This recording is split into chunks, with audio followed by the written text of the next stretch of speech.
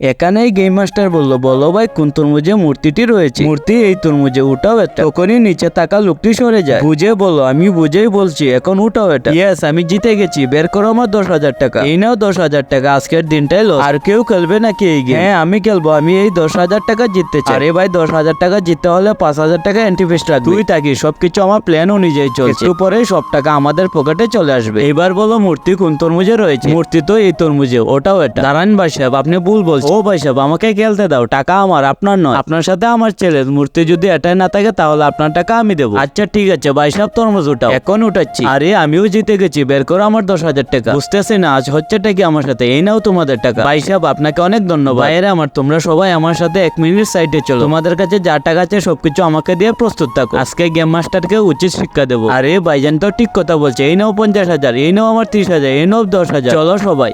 এই নাও ভাই, আমার সব টাকা গেমে লাগাবো। আচ্ছা ঠিক আছে, ওইদিকে যাও। এইদিকে গেম মাস্টার বলে, চল ভাই এখান থেকে। ভাইসাব হয়েছে, চলো ঘুরে দেখি। বন্ধুরা, আমি অন্যদের মতো কসম দেবো না। এই আল্লাহর লেখাটি যদি ভালো লেগে থাকে তাহলে ভিডিওতে একটি লাইক, চ্যানেলটিকে সাবস্ক্রাইব এবং কমেন্টে লিখে দিও আই লাভ ইউ আল্লাহ। আরে এই গেম মাস্টার কোথায় গেল? আরে হারাম করে, এসব তো অতিরিক্ত লোভের জন্য হয়েছে।